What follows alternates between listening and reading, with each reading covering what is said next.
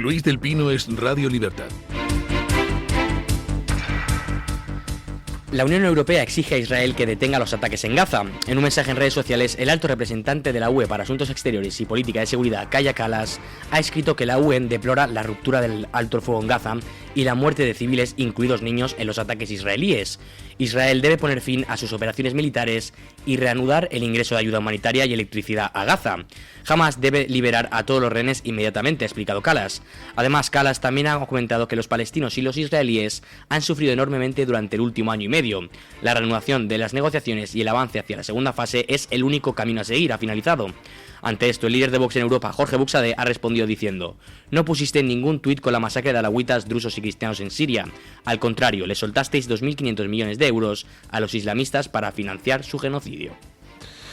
Pues muy bien contestado por don Jorge Buxadé. La misma alta representante para Asuntos Exteriores de la Unión Europea, Kaja Kallas, resulta que no ha perdido ni un segundo en exigir un alto el fuego en Gaza.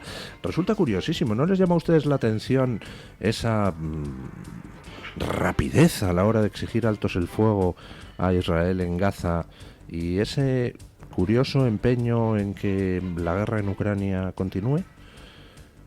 La guerra de Ucrania es el único conflicto del mundo donde toda la progresía de izquierda y de derecha se opone a altos el fuego, se opone a acuerdos de paz, se opone a conversaciones, a diálogos, a negociaciones.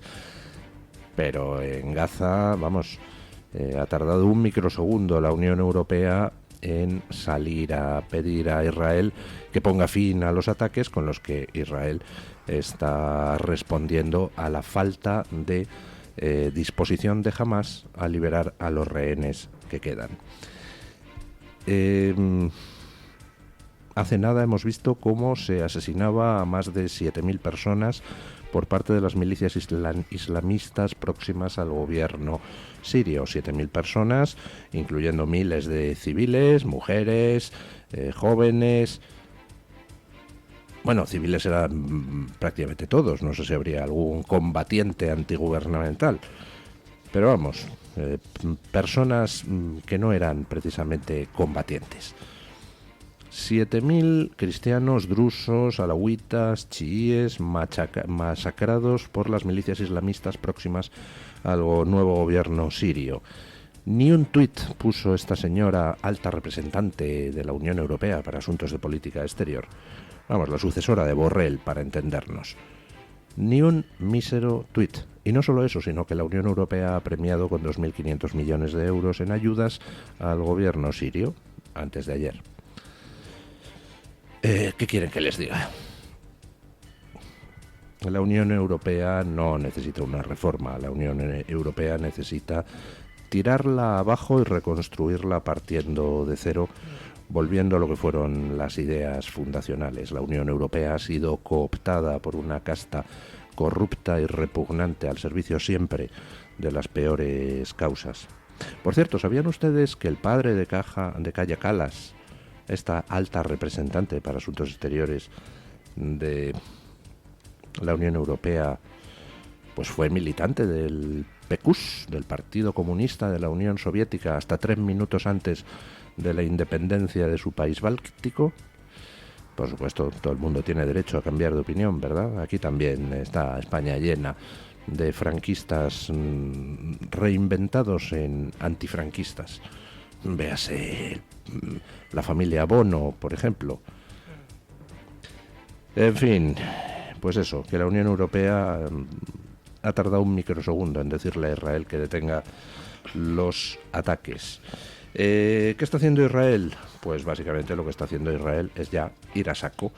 Y emitió un aviso ayer ordenando que la población civil de Gaza salga de toda una serie de áreas marcadas y está procediendo a machacar por vía aérea como paso previo a volver a tomar el control, y esta vez ya control total y definitivo de Gaza. La situación ya es absolutamente insoportable y está claro que por parte de los palestinos hay voluntad de reconstruir la infraestructura y la organización terrorista Hamas. Se calcula que Hamas ya ha reclutado a 25.000 nuevos efectivos. Y bueno, pues Israel está machacando desde el aire y ayer mató a 5 altos cargos de Hamas, incluyendo alguno de la cúpula, en uno de los bombardeos, y va a continuar con la operación, mientras que Estados Unidos continúa con su operación de machaque a los hutíes de Yemen y vuelve a lanzar avisos a Irán de que quizá el próximo golpe vaya contra quien patrocina tanto a Hamas como a los hutíes, que no es otro que Irán. En Alemania, pues en Alemania las encuestas muestran que después de ese resultado en las elecciones alemanas, las elecciones legislativas, donde la derecha soberanista, la AfD, quedó segunda en las elecciones después de la CDU, el PP alemán, a 8 puntos de la CDU. Bueno, pues ahora esos 8 puntos se han convertido en 4. Y se han convertido en 4 básicamente por una razón, porque después de efectuadas las elecciones, en vez de pactar con la derecha soberanista, con la que tenía mayoría, el PP alemán, ¿con quién ha pactado? Pues con los socialistas y con los verdes. Y además, por todo el morro, ha efectuado una reforma constitucional aprovechando la situación de interinidad antes de que tome posesión el nuevo Parlamento. Escuchen. A solo una semana de su disolución, el Bundestag de la legislatura de Olaf Scholz ha aprobado una reforma de la ley fundamental que rompe con la austeridad alemana al modificar el freno de la deuda.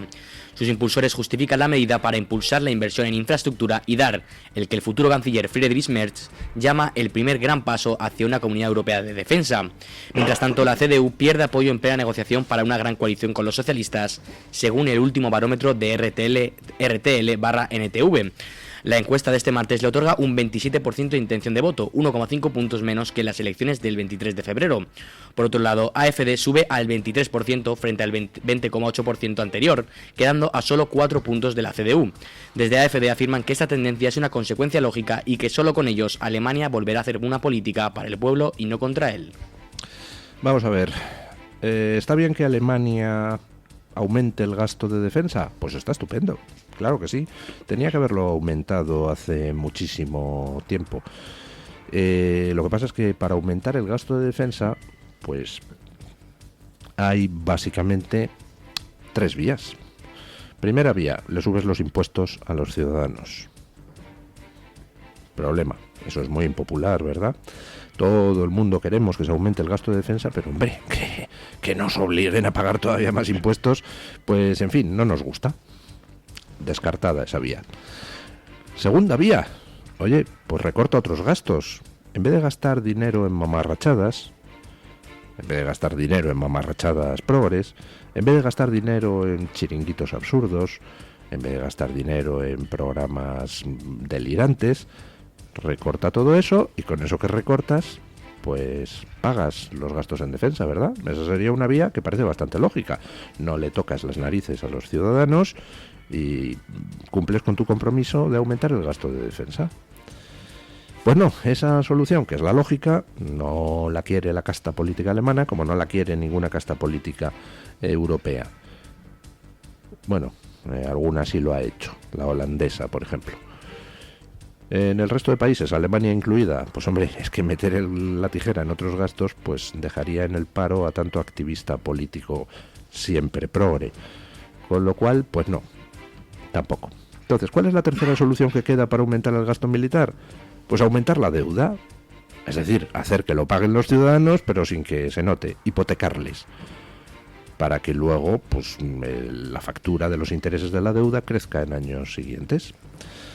Vale, problema, pues que Alemania, que ya vivió en su historia un periodo de hiperinflación que condujo al surgimiento del régimen nazi, pues tiene muy metido aquí en el corazón el puñalito de la deuda. Entonces eso es algo que les repugna y es algo que han metido en la Constitución. Hay un tope de deuda y no te puedes pasar. Bueno, pues resulta que han cogido y han dicho, pues reformamos la Constitución. Bueno, eso en sí ya está mal. porque que haya un tope de deuda, es decir, que no hipoteques a los ciudadanos, pues es algo bueno. Entonces, cargarse ese tope de deuda no es algo bueno, es algo malo en sí mismo. Pero dentro de lo malo, si todavía se hiciera por vías normales, pues bueno, dices, nada, nos hemos cargado esa protección constitucional contra el endeudamiento excesivo. ¡Hala! Pero es que encima lo que han hecho es una jugada que, aunque es legal, es absolutamente demencial. Y es una falta de respeto a la ciudadanía alemana. Ha habido unas elecciones que han cambiado el panorama radicalmente en Alemania, porque ahora la derecha soberanista tiene minoría de bloqueo para cualquier reforma constitucional. Entonces, ¿qué han hecho? Dicen, bueno, pues como hay 30 días para que tomen posesión los nuevos diputados elegidos, en estos 30 días, donde todavía tenemos mayoría de 2/3 para aprobar una reforma constitucional, reformamos la Constitución para cargarnos el tope de deuda. Tócate las narices. O sea, es como si aquí, después de celebradas unas elecciones generales y mientras toma posesión el nuevo Parlamento, pues hacen alguna decisión de enorme calado en el Congreso. Pues hombre, no sería razonable, ¿verdad? En Alemania podrá ser legal, pero legítimo no es, porque estás aprobando una reforma constitucional con un Parlamento que ya no responde a la voluntad presente de los electores.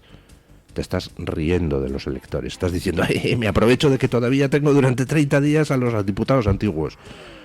Eso es terrible. Y por cierto, para todos los liberales, patrios y no patrios, ¿qué les parece que esta casta política alemana elimine el tope de deuda y que sea la derecha soberanista la que se niega a incrementarlo? Porque yo diría que lo de endeudar a la gente muy liberal, pues como que no es, ¿verdad? En fin, ¿qué va a pasar? Pues que la derecha soberanista se va a comer a la derecha no soberanista. Y se los va a comer, entre otras cosas, por dedicarse a trampear con las leyes para aprobar de manera absolutamente ilegítima una reforma constitucional. Por mucho que el objetivo de la reforma sea en último término bueno, el rearme de Alemania. Bueno, ¿eso es bueno o no es bueno? No sé, a veces en la historia cuando Alemania se ha rearmado nos hemos cagado todos por la pata abajo, pero bueno. En fin, ¿creían ustedes que lo de los golpes de Estado patrocinados desde Bruselas pues no iba a tener sus consecuencias? Lo de Rumanía, donde un tribunal constitucional presidido por alguien al lado del cual Cándido Conde Pumpido es un dechado de objetividad, eso de que se prohíba a candidatos presentarse a las elecciones presidenciales, pues que no iba a tener consecuencias. Ya está aquí en Turquía el amigo Erdogan tomando buena nota, dice, hombre, pues en la Unión Europea prohíben a candidatos presentarse a las presidenciales para quitárselos de en medio, pues yo no voy a ser menos, oiga.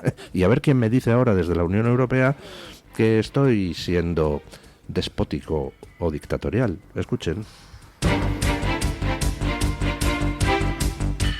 El futuro político de Ekrem İmamoğlu, alcalde de Estambul y principal rival del presidente turco Recep Tayyip Erdogan, ha quedado en entredicho tras la anulación de su título universitario. İmamoğlu, que ha ganado las últimas 3 elecciones locales disputadas en Estambul, es uno de los políticos más populares del país y el mayor desafío para Erdogan en las elecciones. La polémica decisión sobre su diploma llega justo antes de su posible candidatura presidencial por el CHP, que se esperaba fuera oficializada en la reunión del partido el 23 de marzo. Muchos ven en esto un intento de Erdogan de bloquear su postulación. La Universidad de Estambul justificó la revocación de 38 diplomas, incluido el de İmamoğlu, alegando nulidad y error claro. La medida ha intensificado el debate político, ya que la ley turca exige un título universitario para aspirar a la presidencia. Tócate las narices. Resulta que le gana las elecciones municipales en Estambul un candidato de la oposición, İmamoğlu, yo qué sé. Y empieza a coger fuerza en las encuestas como rival de Erdogan para las presidenciales. Y entonces coge Erdogan y dice, a ver, la ley dice que no puede ser candidato a presidente quien no sea licenciado universitario. Y entonces coge y hace que la Universidad de Estambul anule el título universitario de este tío que le está amenazando en las encuestas, con lo cual ya no se va a poder presentar a presidente.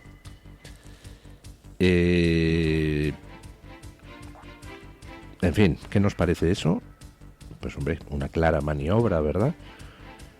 O sea, ahora que se va a presentar al presidente, resulta que dicen que hay irregularidades en su título universitario. Ajá. Antes, cuando no era una amenaza, no debía de haberlas. De repente se ha dado cuenta la Universidad de Estambul. Ya. ¿Qué les parece a ustedes? Pues una cacicada, ¿verdad? Destinada a quitarse a un rival de las elecciones. Pues lo mismo que ha pasado en Rumanía. Una cacicada destinada a quitarse a un rival de la Unión Europea en las elecciones rumanas. Bueno, ¿y qué hacemos con esto? Pues no lo sé, porque a ver quién ahora efectivamente es el guapo que va a Erdogan, al presidente turco, y le dice: oye tío, que tu país es poco democrático, que te dedicas a recurrir a subterfugios para quitarte de en medio a candidatos que amenazan con ganarte las presidenciales. A ver quién es el guapo que se lo dice desde la Unión Europea. Le dice: machote, pero si tú lo acabas de hacer en Rumanía. Como hay un tío que dice que es anti-Unión Europea y anti-OTAN y que va a ganar las elecciones rumanas, le prohibimos presentarse a las elecciones rumanas. Además se lo prohibimos por decisión de un tribunal constitucional presidido por un tío que ha pasado por todos los partidos políticos rumanos, que es absolutamente sumiso a las órdenes que le llegan del poder político, o sea, del actual gobierno rumano y desde la Unión Europea, que el día anterior a tomar la decisión de anular la segunda vuelta de las elecciones rumanas se había reunido con el embajador francés, etcétera, etcétera, etcétera. ¿Cómo le vamos ahora a decir a Erdogan que tiene un régimen autoritario? Si en Europa tenemos ya un régimen autoritario. Un régimen donde se consiente, por ejemplo, todo a un Pedro Sánchez, incluyendo pues que tenga a su fiscal general del Estado imputado por corrupción, por revelación de secretos, y que ahí siga el tío. ¿Se imaginan ustedes si en Hungría el fiscal general del Estado estuviera imputado por los tribunales y siguiera en su puesto? Lo que estaría diciendo la Unión Europea. Porque al final ese es el problema de la Unión Europea actual, que se ha convertido en un lugar donde las normas se aplican o no, dependiendo del color político de las personas a las que se aplican. Para Pedro Sánchez, todo son facilidades, desde esa von der Leyen elegida por el PP y el PSOE europeos. Para Orbán, todo son críticas. ¿Por qué? ¿Porque Orbán hace algo que no haga Pedro Sánchez? No, vamos, ya quisiéramos tener aquí a Orbán en España, vamos, mejoraría infinito lo que es la calidad del Estado democrático. Pero Orbán pertenece a la derecha soberanista. Sánchez es el mayordomo del globalismo de la Unión Europea. Bueno, pues nada, a seguir viendo cómo a nuestro alrededor naufraga el Estado democrático, hasta que le pongamos fin al asunto, eligiendo a las personas que puedan revertir todo esto. Vamos, haciendo lo que en Estados Unidos se ha hecho con Trump, que es poner a alguien en los puestos de mando para empezar a cortar toda esta deriva hacia el autoritarismo. Y ¿recuerdan ustedes que en estos micrófonos les he comentado, al calor de aquellas noticias sobre los Vipers, la operación genial de inteligencia de Israel con los de Hezbollah, esos Vipers, esos buscapersonas trucados que les colocó y que activó luego todos a la vez para que explotaran? ¿Se acuerdan ustedes? Que hablamos de eso y que les dije, ¿y qué pasa con la tecnología china? Porque claro, una de las lecciones que nos deja la operación de inteligencia de Israel es que si tú te infiltras en la cadena de suministro de productos tecnológicos, pues puedes hacer lo que quieras. Puedes colocarle al tío que te interesa, pues un buscapersonas explosivo o un aparato electrónico que te permita espiarle. Si tú controlas la cadena de suministro, pues ahí puedes meter lo que quieras, ¿verdad? Entonces, ¿qué pasa con toda la tecnología china que se está metiendo en Europa? Porque China no es un país normal. La civilización china es una civilización admirable y maravillosa. China es un país con una historia, una cultura, una variedad, una gastronomía, unos monumentos maravillosos, con gente maravillosa, pero está dirigida por un partido comunista responsable de la mayor masacre del siglo XX, que fue el gran salto adelante de Mao Zedong. Si se fijan ustedes en las curvas de mortalidad anual desde principios del siglo XX hasta ahora, hay dos picos.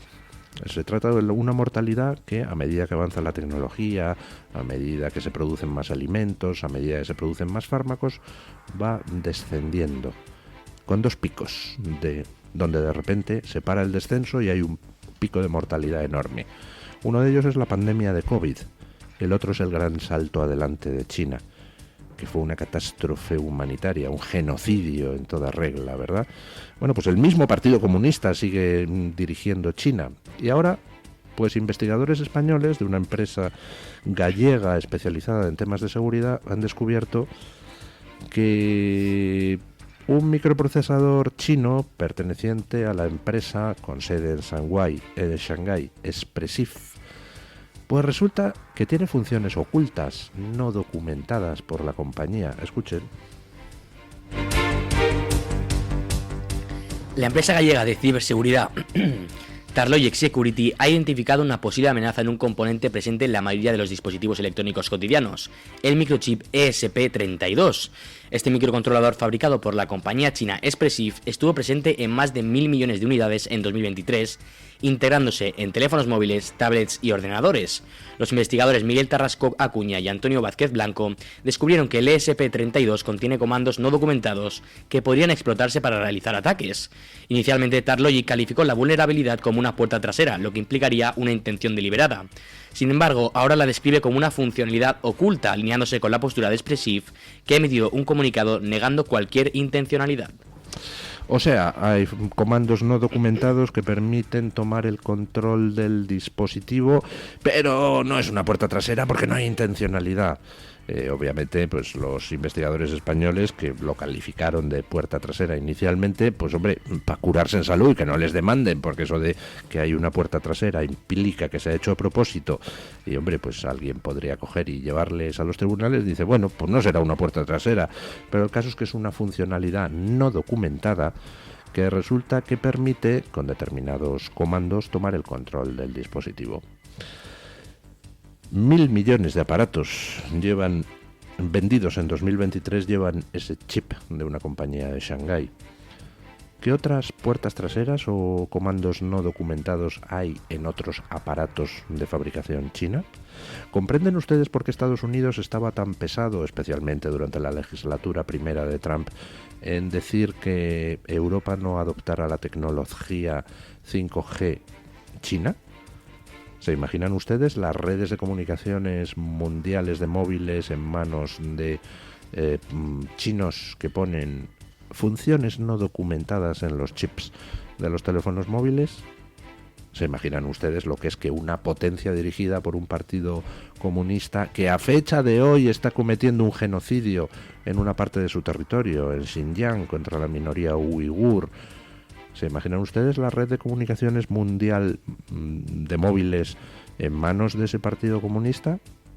¿Se imaginan ustedes al jefe del partido comunista dando la orden de activar y dejar sin comunicaciones a todos los móviles de Occidente?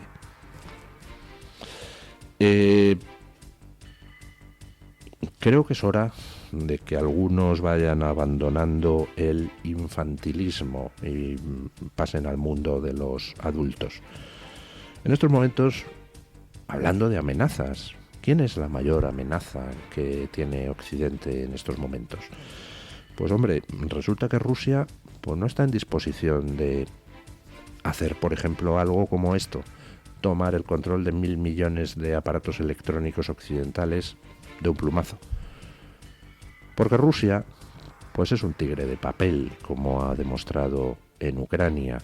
Rusia es un país que, bueno, hombre, no es despreciable económicamente, es una potencia nuclear, pero tecnológicamente hablando, pues, hombre, deja mucho que desear en comparación con China o con Estados Unidos.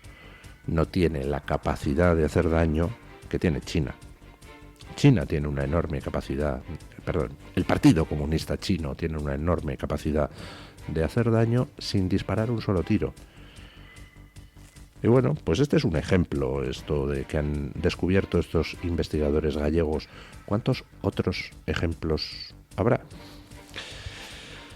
En fin, vamos con las noticias de las 7:30 con la ayuda de don Guillermo Díaz.